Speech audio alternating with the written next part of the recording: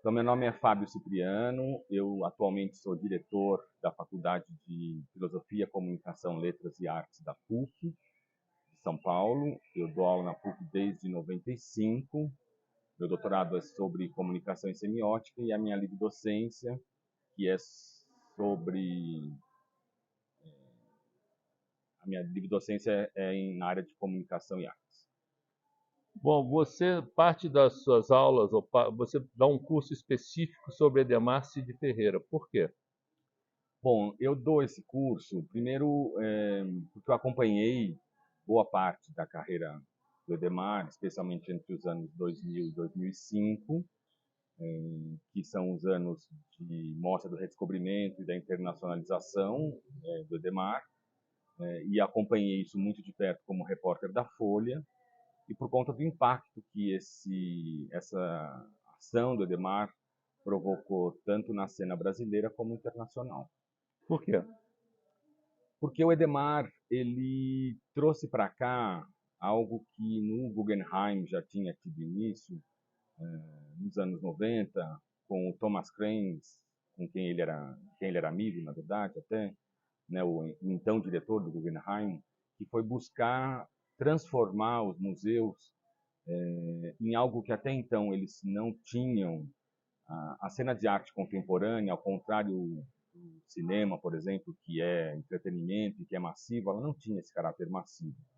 E o Guggenheim, ele é um caso de estudo interessante, porque ele, a partir do Thomas Krenz, ele tentou transformar o Guggenheim numa indústria de entretenimento, criando mostras polêmicas, mostras sobre bicicletas, mostras de moda, e conseguiu fazer isso. E o Edemar, de certa maneira, se espelhou aí nessa ação do Thomas Krenz para criar exposições massivas, de grande público, muito sensacionalistas no sentido de utilizarem, né, de temáticas que são populares e também de usar cenografias espetaculares, né? E isso fez com que ele trouxesse para o mundo da arte algo que até então não existia, que eram públicos massivos. Isso é ruim ou bom? Olha, isso é bom e isso é ruim, como tudo na vida, né? Por quê? Porque, por um lado, ele alcançou um público que o mundo das artes não tinha, especialmente da arte contemporânea, mas, ao mesmo tempo, isso é ruim porque ele fez isso de uma maneira muito simplificadora. Por um lado, se utilizando de elementos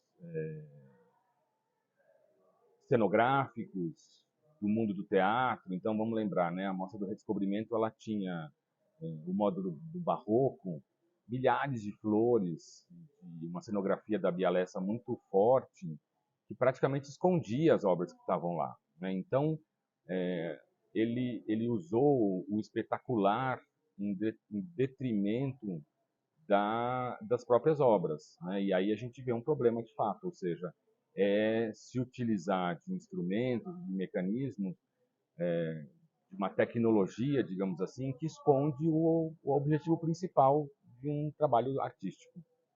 Ah, mas isso não é um pouco elitista? O Edemar levou 2 milhões de pessoas para a Mostra do Desenvolvimento no Brasil inteiro, né?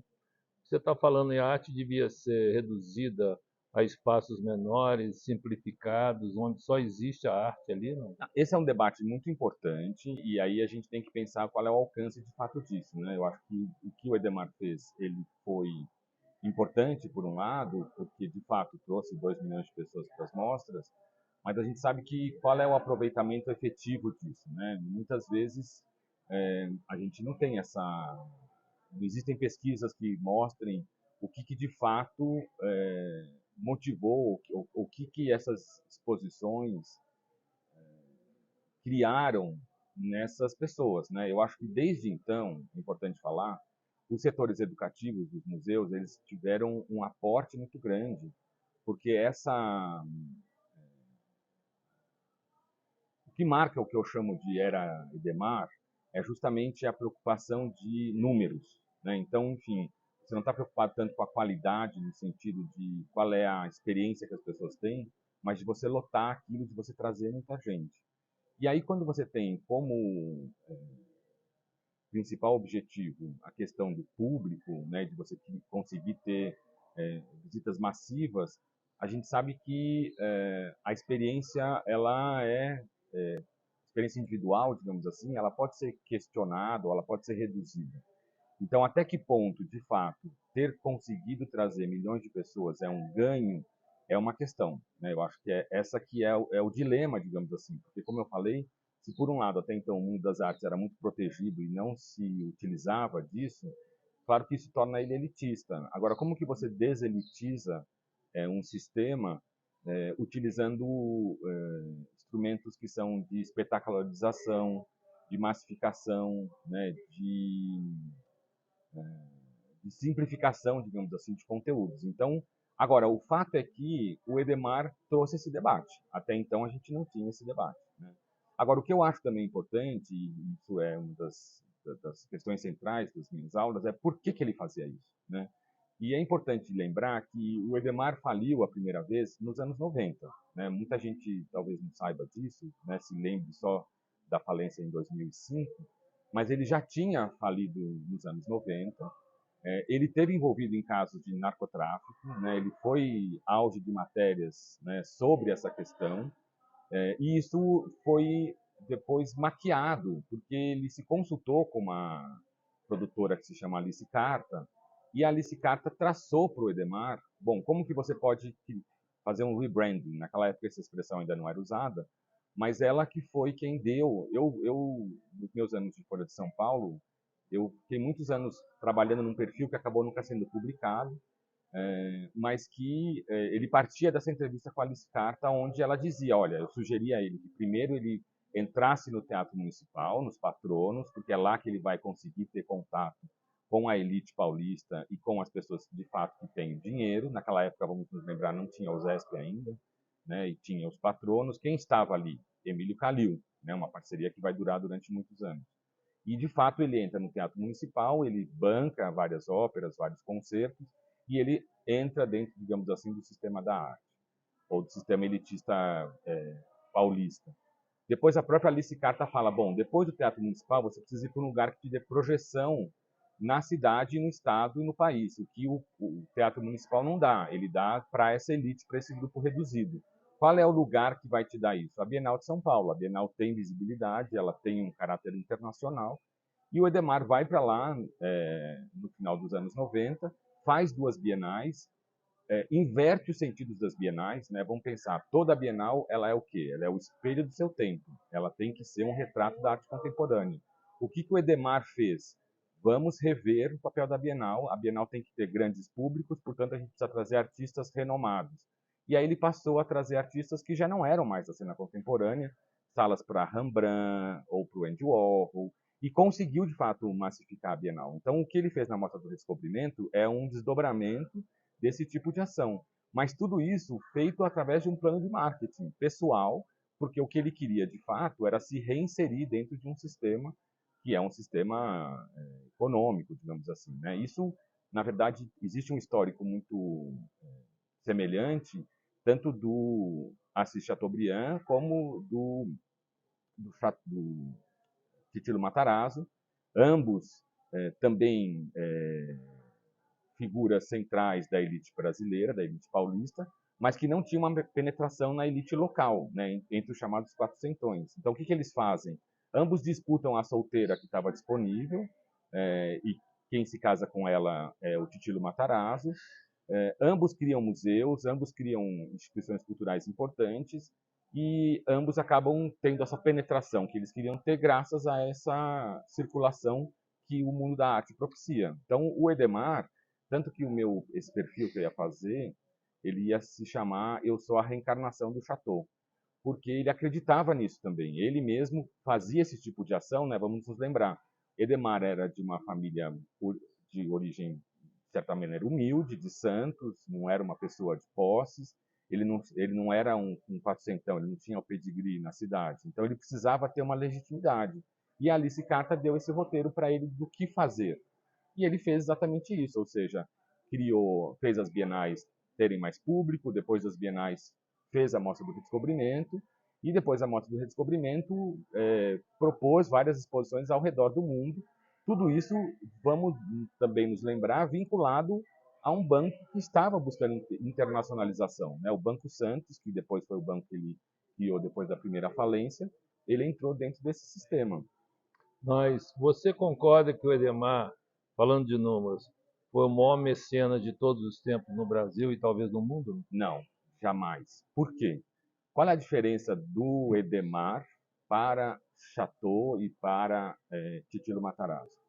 O Chateau e o Titilo legaram ao Brasil alguns dos mais importantes museus, e não só museus, mas também a própria Bienal de São Paulo. Então vamos nos lembrar que o Titilo criou a Bienal de São Paulo, criou o Museu de Arte Moderna, o Chateau criou o Museu de Arte de São Paulo, MASP, com coleções maravilhosas que são públicas atualmente. Qual é o legado do Edemar? Zero. O Edemar não deixou nada. Ele não deixou nenhum museu, ele não deixou nenhuma obra pública. As obras, né, vamos lembrar também, quando o banco foi à falência, em 2005, ele tinha cerca de 10 mil obras. Essas 10 mil obras foram doadas para vários museus. Na verdade, não foram doadas, foram colocadas em comodato. E agora, recentemente, esses museus tiveram que devolver. Então, todo o custo que eles tiveram de manutenção dessas obras foi perdido. Portanto, o que o Edemar legou para o país? Nada. A gente não tem nada fisicamente, a gente não tem nenhum museu, a gente não tem. Assim, tem as experiências das exposições, né, e eventualmente os seus catálogos, mas tudo isso, assim, foi deixado de lado. Né? Mas dizem que pela primeira vez ele projetou o Brasil no exterior, primeiro. Em segundo lugar, de uma forma espetacular, inclusive. Em segundo lugar, que ele criou uma indústria de arte no Brasil. Quer dizer, montadores, curadores, gente que fez a reforma dos ambientes e Eu tudo. discordo. Eu acho que, assim, primeiro, né, o que projetou o Brasil? A Bienal de São Paulo. A Bienal de São Paulo é o evento periódico, sistemático, que, apesar, né, das suas variações de qualidade, desde 51 coloca o Brasil como um lugar especial no circuito da arte internacional. Né? Vamos lembrar, a primeira Bienal é a Bienal de Veneza, que tem já mais de 100 anos, e a segunda Bienal, na história das Bienais, hoje são mais de 50 Bienais, a segunda Bienal é a Bienal de São Paulo. Portanto, quem colocou de fato o Brasil no mapa da arte contemporânea é a Bienal de São Paulo. Né? Por causa da Bienal que os países todos mandavam e mandam ainda obras para cá, a cada 2 anos. O que o Edemar fez no circuito internacional foi trabalhar num outro nível de mercado, talvez, né? De fazer com que as obras circulassem mais, mas eu acho que esse impacto que você está me apresentando aqui é superestimado. Eu também acho que falar que ele criou curadores, produtores, montadores, também não acho verdade. Eu acho que, como eu já falei, a Bienal ela é o celeiro dessas figuras todas, né? A quantidade de curadores, de produtores que passaram pela Bienal é muito significativa. E vamos lembrar também qual é a contribuição do que é o mais importante hoje no circuito da arte brasileiro. A presença de negros, de curadores indígenas, e nisso o Edemar contribuiu zero. O Edemar não trouxe nenhuma contribuição de inclusão, de diversificação. Portanto, eu acho que a gente tem que tomar muito cuidado, né, com algumas análises que são feitas, porque elas partem de um lugar que não percebem que o Edemar ocupou a Bienal, e não só ocupou, ele manipulou a Bienal, né, porque ele foi presidente durante 2 anos, e depois ele criou a fundação, né, a Associação Brasil Mais 500 de Artes Visuais, que foi uma competidora da própria Bienal. Ele destruiu a Bienal durante um certo período. A Bienal teve que se rearticular e ela ficou totalmente apagada por conta da manipulação que ele fez justamente com a Mostra dos 500 anos. Então, do ponto de vista interno, digamos assim, ele atrapalhou a Bienal. A Bienal do Vazio, que foi a Bienal de 2008, se eu não me engano, é um reflexo da gestão do Edemar no mundo das artes. Ele acabou fazendo com que a Bienal não conseguisse sobreviver mais porque ele chupou todas as verbas para essas exposições internacionais. Então, eu não acho que ele colaborou, ele, na verdade, atrapalhou. A Bienal só se rearticulou depois, graças a um grupo de novos mecenas, que são o que a gente pode chamar de os colecionistas empresários, que é uma nova casta, digamos assim, nesse sistema, muito predadora também, muito oportunista, porque não são pessoas como os mecenas originais, o próprio Chateau e o Titilo, e assim o Edemar também, ou seja, pessoas com muito dinheiro e que bancavam muitas coisas. Esses novos gestores, eles não bancam nada, eles usam dinheiro de outras empresas, mas como colecionadores, eles ganham muito dinheiro com isso, né? O que o Edemar e esses outros mecenas nunca tiveram essa preocupação de investir na arte como uma forma de investimento. Portanto, enfim, o Edemar ele mais atrapalhou do que ajudou. Mas então, por que você tem esse curso especializado no Edemar para dar para os seus alunos? Não é bem um curso, né? É uma aula de um curso que eu dou sobre o sistema da arte, justamente para mostrar como o Edemar destruiu um sistema, né? Ele alterou, né? Primeiro, ele foi muito prejudicial à Bienal, porque mudou o formato dela. A Bienal não era para trazer obras clássicas ou que já não fossem contemporâneas. Isso levou anos para a Bienal se livrar das chamadas salas especiais, né? Enfim, eu me lembro na Folha de São Paulo, por exemplo, a direção do jornal cobrando, mas e as salas especiais? Não vai ter mais salas especiais? Isso é um absurdo. Na verdade, não. Absurdo foi ter salas especiais. Então, houve toda uma manipulação, digamos assim, do Edemar. E quando eu falo manipulação, eu também não digo isso de uma maneira como se ele fosse uma pessoa perversa, que estivesse investindo. Na verdade, não. O Edemar ele tinha um princípio de tentar ocupar esse lugar, de tentar potencializar esse lugar, só que ele fez isso de uma maneira exagerada, né? E vamos talvez se lembrar que por que ele caiu, né? Por que ele talvez por causa disso também. Ele tinha tanta sede, ele quis ir tão direto e fazer tantas coisas. E isso é um dos riscos, né? Desses empresários que são muito ambiciosos. Eu acho que foi a ambição do Edemar que acabou matando o próprio Edemar. Então, essa ambição dentro do circuito da arte que também acabou sendo prejudicial à arte, porque ela não levava em conta toda a história que essas instituições tinham, e por isso que eu acho que é perverso. Como é que você analisa o comportamento da imprensa naquela época, e principalmente da Folha de São Paulo? Porque tinha uma vontade por trás do noticiário de destruí-lo o tempo todo, né? Era checagem o tempo todo, descobrir falhas, denunciar corrupção, denunciar lavagem de dinheiro. Por que isso, hein? Qual que é o sentido de destruir um cara que foi elogiado por todo mundo naquelas exposições? Olha, eu não acho que ele foi elogiado por todo mundo, para começar. Eu acho que havia um diagnóstico de muita gente na época. Vamos pensar, Araci Amaral escreveu textos críticos, Tadeu Chiarelli, né? Ou seja, ele não era uma exceção, ele era uma unanimidade no mercado. Por quê? Porque isso também é muito comum, né? A gente teve agora uma figura no mundo da arte muito semelhante ao Edemar, chamado Marcos Amaro. Não sei se você já ouviu falar.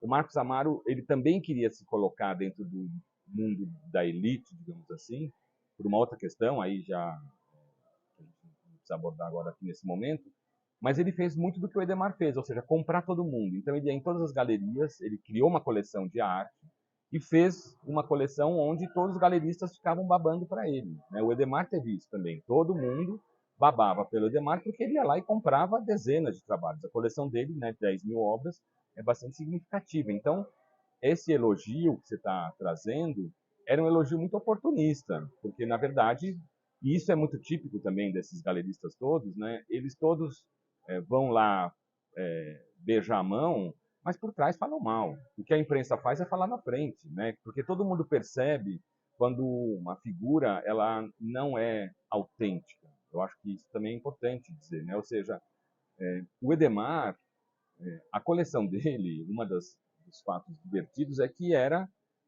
um dos segmentos principais, se não o principal, era de mulheres peladas, né? Ou seja, isso lá nos anos 2000, no final dos anos 90, começo dos 2000, ainda não tinha sido contaminado pelo Me Too, mas hoje em dia, você ter uma coleção basicamente constituída de artistas, de mulheres peladas, é uma questão, certo? Então, ele escapou disso por uma década, digamos assim, mas ele poderia.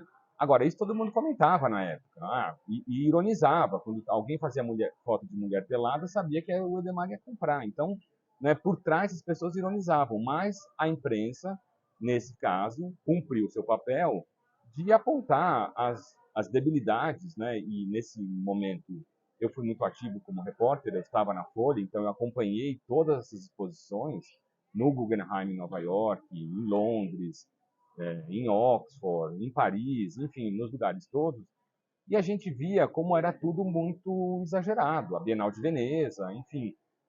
O Edemar, com a quantidade de dinheiro que ele fazia circular, ele tentava comprar todo mundo. Né? Ele comprou o Germano Chelan, um curador italiano importantíssimo, porque ele queria ganhar o prêmio da Bienal de Veneza. E aí ele vai e compra o curador mais famoso daquela época na Itália, que faleceu de Covid aí durante a pandemia, sem, ou seja, o Edemar ele ia no óbvio e no fácil, entendeu?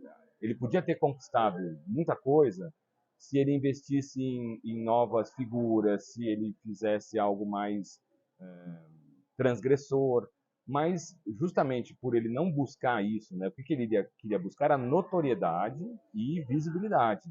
Ele apostava no fácil, né? Então é um pouco como aquela famosa frase do Oliviero Toscani, né? A publicidade é como um cadáver que nos seduz, né? Ou seja, o que o Edemar fazia era buscar qual era o cadáver que seduzia as pessoas naquela época.